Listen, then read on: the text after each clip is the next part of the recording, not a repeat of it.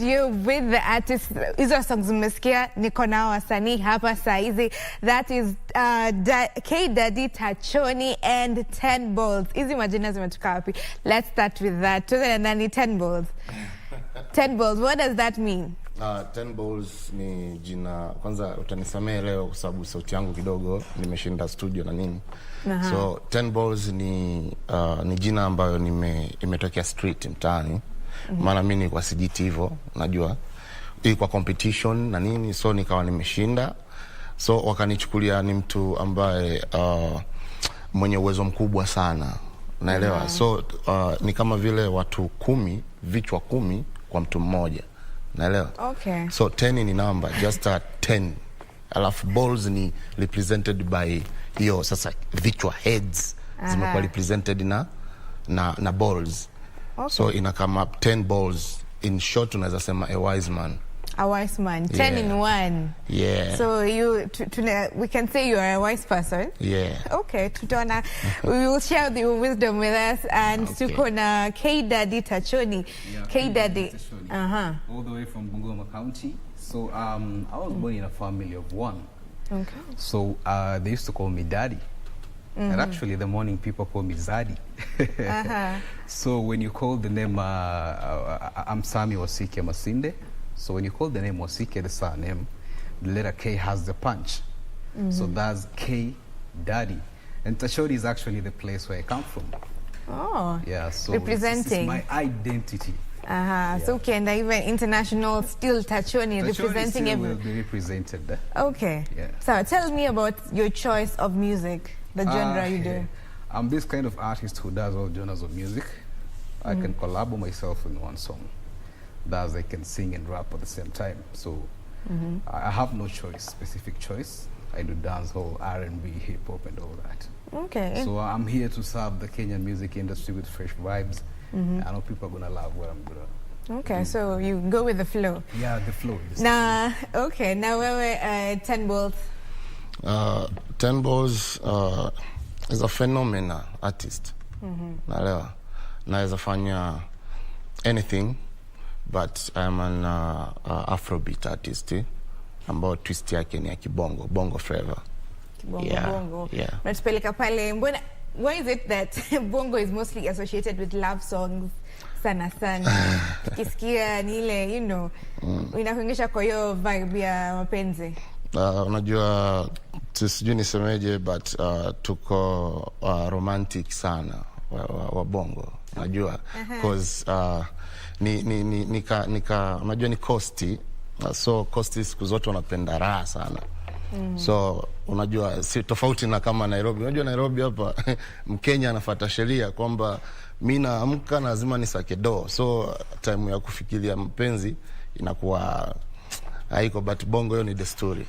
Okay. Yeah. Peleka maisha pole pole. Yeah, so unavyoona marab songs na nini, watu naimba na feelings, vile ndivyo wako wanaenda. Yeah. So you two artists, wewe umechagua ku major in Afrobeat, and you umesema unafanya all genres of music. You do all genres. Yes. What are the perks of both sides? Ukifanya all genres of music, do you feel like people don't really identify you with kitu moja? Yani venye, you know, tukiangalia wasanii wa kitambo tumekaa jua kali, tunamjua na ni genge not gengetone, yeah. Yes. So do you feel kuna tashwishi mahali? Hakuna tashwishi. I think everything is just okay. At the end of the day, if it's about the target audience, and if you're able to do anything that you can do, I think no human is limited.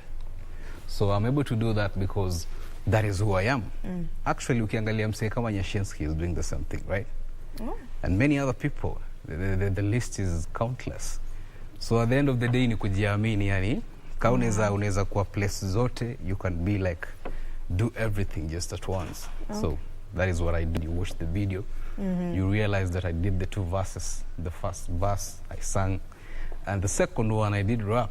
And they're both perfect because I've been given rotation in almost all media houses across East Africa.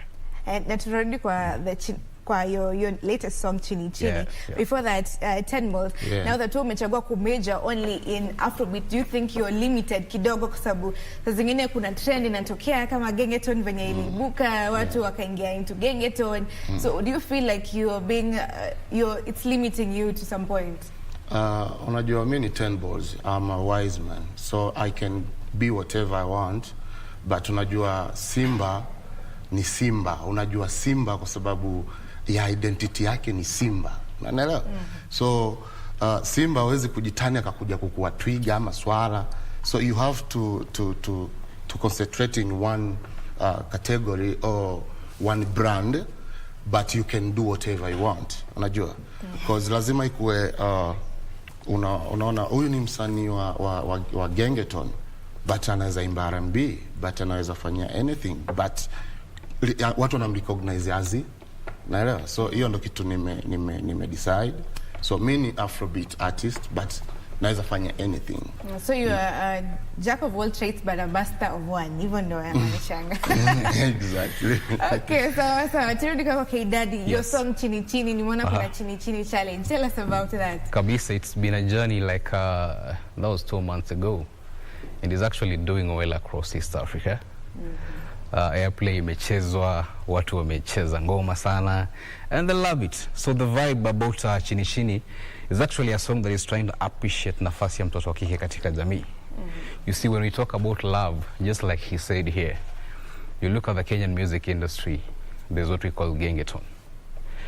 My bad, but I cannot do that kind of genre for one reason. Why? I mean, there's how our women are supposed to be treated.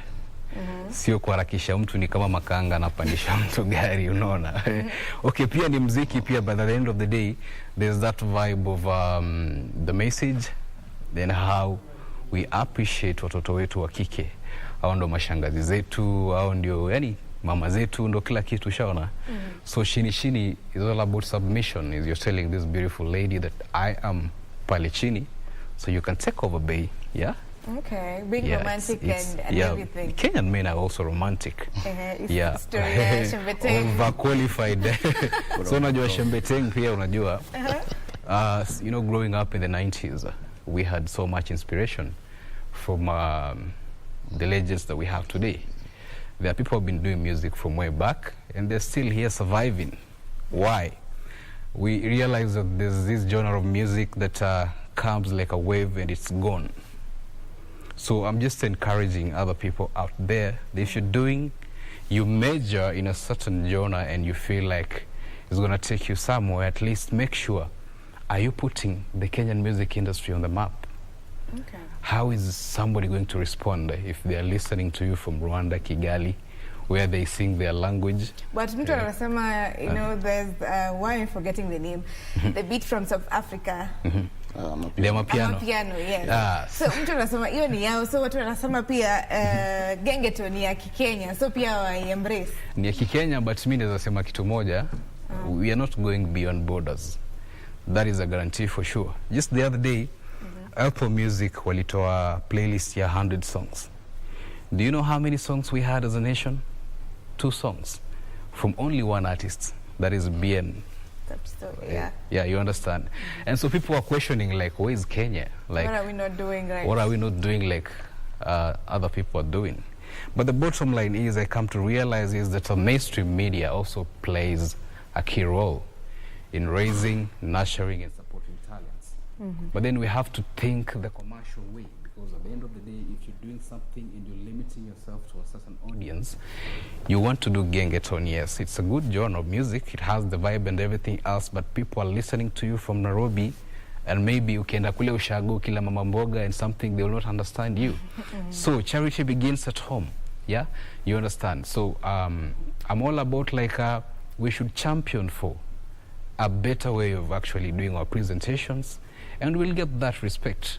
Why is it that right now, when you look at the Kenyan music industry, let's go for instance like Afrima, people like Calligraph Jones and a few others have made it. But when you go to Tanzania, Uganda, and maybe Rwanda, Kigali or something, they have like a pack of artists representing them, yeah, beyond their border. And people appreciate, listen to them. They're doing collabos with big artists. and globally they get that recognition. But Kenya here, I think a few artists, and then at the same time we lack content. Like unasikia kiki kifanywa maybe once in a month. Oh, yeah. Unasikia once in a month utasikia kitu imefanyika. Sasa the industry is so boring. So I think artists like we are coming up. And I just feel like if you're given that opportunity and chance to prove to the Kenyan music industry that we can and get the necessary support, we're going to get there. It's very possible and it's very easy. It's about packaging yourself and selling your whatever that you have out there, and people will play along it. So it starts from home. If you give us that support, it's going to be very easy. I know it's not a walk in the park, but yeah, we can try. We're going to get there. And Ted Ballz, what do you think about this? What should artists do to remain relevant? Juu story ya Kiki tunaionanga every now and then from artists across, you know, cutting across, not just in music. So nini, what are we doing wrong? Unajua mimi nilivyo tu hapa na represent karibu mataifa matatu, Congo, Kenya na Tanzania. So nikizungumzia Kenya, nikibezi Kenya, kuna mentality ingine ambayo wasanii wako nayo. Umeona kama nimefanya hiyo mtoto wa moto ni na Dulisa X imefanya na Banana Zoro. So wako very easy na focused ku rise. Najua once kitu kizuri wana support, but hapa Kenya kuna mentality mimi ni mghetto ya. So mtu yote ana come across out of ghettos, kuna kwa na complications za kufanya collab, unaelewa? Watu wanajua kuimba but ni kama vile hawajui waimbe kitu gani ambacho kitakuwa simple kikivuka nje watu wakipokea, unaelewa? But watu wameconcentrate mimi nikiimba na kulombo tov. So unaona ni Kidhurai sijui moja ni wapi ndo wanaelewa tu hiyo kitu na get. Bas ni bora uimbe Kikuyu basi, unaelewa? Kwa sababu mtu anajua hii kabila iko Kenya, unaelewa? So ni concentration, na pia ukitaka kufanya at least kuwasaidia collaborate nao. Oh my God, wasanii walezi man. Yani unaweza sema oya tukutane Saturday studio. Anakuambia poa. Anakudai pesa. Anakuambia no problem. This is a business. How much? This amount. Hiyo Saturday inafika, msee kazima simu na anakuambia ama anatuma message, mazee niko busy mazee. Kumbe upo ghetto unapiga ma stories zingine na watu wengine. So you think hawako serious? Hawako serious and they're not working hard. Kuna wasanii wangapi ambao wanatoka nje kuja Kenya, na kuna wasanii wangapi wa Kenya wanaenda nje to market themselves? Hakuna kitu kama hiyo. Sean. So ni msee tu yuko hapo na kiburi imejaa, amejulikana kwa mita fulani, that's enough. Unajua? Hiyo ndio kitu inatuangusha sisi wa Kenya. But kuna new generation kama sisi sasa, unaelewa, kina K-Daddy hapa naona muziki zao wanafanya. So let's push it as a media, as a DJ, kwa sababu mimi silaumu audience anakula ile kitu watu wana feed. Na get hiyo kitu ma DJ wa support, media is support, then na sisi tunaenda mbele. So do you think media ijapatia artists enough support? No. Media inatoa support. Hata ukiangalia KBC, ukiangalia muziki zinachezwa ni za Wakenya nyingi sana, unaelewa? Huwezi sema media itoi support. Huo pia ni uvivu mwingine. Unajua mtu mvivu, mtu mlezi ni mtu wa kucomment negatives, unaelewa? Ma DJ wana play, angalia YouTube, muziki za Kenya ziko kibao kwenye ma playlist, unaelewa? Issue ni content kwanza. Content ndio shida. Yeah, support iko. Mimi siwezi sema media itoi support na niko kwa media. Ningekuwa zangu kwa shamba huko ndo ningesema bwana nime request KBC wamekataa watoi support. Okay, back to you, Tachoni. Yes. You have a recording label. Yeah. And you have artists. Yes. So do you relate with this? Artists not serious enough, and tell us a little bit about the recording label. What happens? The recording label is Shams Media actually, and I have my partner called Pedeshe, Davy C. Okay. I know he's watching the show. Salute soldier, behave yourself. So the thing here is that coming up with a recording label is not an easy journey. It's been there for like 2 years now, and you see, for you to get that recognition, just like we are saying here, It's about content.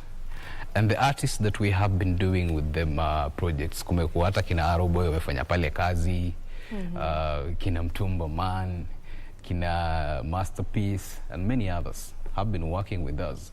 So we are actually all about trying to propel the music industry to the next level. And how do we like do all this? First of all, there's that uniqueness. You understand? There have been so many recording labels in Kenya whereby you realize wamekuja waka relax. Siwezi nikawataja kwa majina, but lakini kuna ile laziness tu yani inakuwa unnecessary. Unapata whereby ukisha hit kama recording label, you see yourself as somebody who is like now on top of the game. You don't want to work hard. You want people to look for you. Sometimes being in business means you as a business person, you have to go and look for the clientele. So it's a business like any other? Yeah, just like any other. But at the end of the day, trying to push that content, I think peer production, my producer hawakuwagi honest na wasanii. Because at the end of the day, ndugu yangu hapa kwa mfano is a very talented musician, right? And then there's this other person. So akikuja studio, ukiona pia mtu anafanya ngoma yenye haiko, you give them that mentorship. Because at the end of the day, there's the public, general public who are doing consumption. And you see the media has given us so much support, KBC and many others. Now, the bottom line is you realize that these people, whatever that you feed them with, they will take it. Unapata kuna ngoma mingi sana hapa Kenya hata hazideserve kuwa hit songs. That's why they can't even do any better internationally, leave alone across East Africa. So you realize that these people are given like free tickets za kupata hiyo airplay and everything else. So the industry at large is all about the stakeholders, the DJs, presenters, music promoters, and everyone else. We have to get back on the drawing board and see where we made our mistakes and how can we like go ahead. Back in the 90s, Kenya was the hub of all the legendary musicians before these other people came up, and of course bongo and everything else. But right now it's a very sad state of affairs when you look around, alafu unaona kuna vitu haviko sawa. Yani wasanii wanatoka nje wanakuja hapa Kenya, mtu anapiga show anapatiwa 5 million 10 million shillings, and yet msanii wa Kenya akifanya show anapatiwa kitu kama 100 G's. So kitoa dance nini everything else, you end up with nothing. So as a recording label, we are looking into that. We are not currently like into so much signing music artists, but we are programming that. At the end of the day, content is more important, and what you're doing is to come up with a different way, a different approach, total different approach to everything, and the music industry I know is going to grow. And like I said, Shams Media is here to stay. It's here to stay. Yes. And you're bringing new content, amazing things in the airspace. Now, back to you, 10 Ballz. Yeah. You have the empire, the music empire. Is it yours? And, you know, tell us a little about it. Is it the same? Home Music Empire ama HME niko under hiyo. Na naweza sema HME ni mimi na mimi ni HME kwa sababu we are brothers and we have one focus.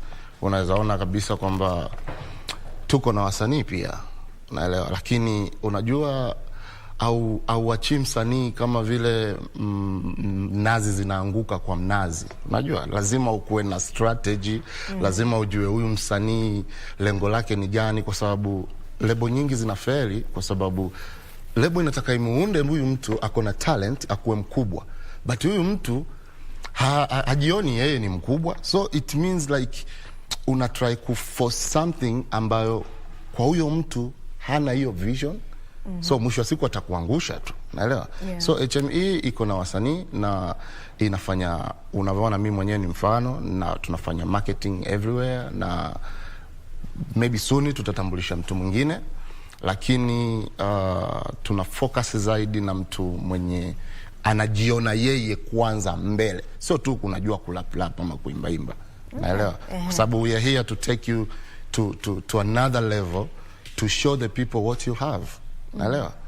Tuko hapa, wewe ukisimama pale unaimba, ujiimbi wewe, una represent familia yako, brother yako, mtaa yako, nchi yako, continent yako, originality yako, Unaelewa? So lazima urealize ni vitu gani umebeba, sio unaenda tu kuimba. So HME iko very focused na vitu kama hizo, na soon mtaona kazi. Sawa. So na tunataka kufungia hapa, lakini tuambie mali tunawapata social media, na unaweza tusampolia tusikie sauti yako kidogo. Tusikie zingine what do we call it? Auto tune. Tunataka confirm. Sasa unajua mimi sauti yangu ndio hiyo, na nimekuwa na rekodi hapo, lakini okay, kwa social media unaweza nipata kama 10 Ballz, TENBALLZ. Niko Twitter, niko YouTube, kuna song mpya hapo inafanya vizuri all over the world. Na unaweza Facebook, niko hivyo yeah. Kanavonesa katoto kanaumiza, kwa parachichi sio banana, jembe mpini kakipuliza, mlio wa gita la Santana. Yo, ni 10 Ballz aka Mr. Shakala aka Litumbulu. Yeah. Amazing. Tumalize na K Daddy. Unaweza nipata on all social media platforms at K Daddy Tachoni. You can also check on YouTube. Kuna chini by the way nafanya poa, K Daddy Tachoni. And also usisahau kusubscribe kwenye YouTube channel na Instagram ya Shams Media, the recording label. And wase wangu wa Bungoma County representing to the fullest. This is K Daddy Tachoni, and I'm here to say siku nyingi zinapita, machizo na saka pesa, kujirusha na madem, kizuvi cha kwa na pesa, sioni binti niache mimi na waza na kana kesha, sketi kama zuzu nisije kapata presha, mala na kula kishujaa nisije kakufa njaa, sina pesa za kufuja mabinto kapate vaa, pesa kwa salon zingine za kwenda zoo, bado kodi sijalipa na kosa mpaka sabuni, msone kama na wadisi, kwangu mimi nahisi basi na wapa cha kweli, mjue kuishi maisha mafupi, bora kujiba. That amazing stuff. Kiswahili ni ngumu lakini limeflow. So that has been Tachoni and 10 Ballz speaking to us about the music industry in Kenya. We take a short commercial break. Good morning, Kenya. We'll be back with more.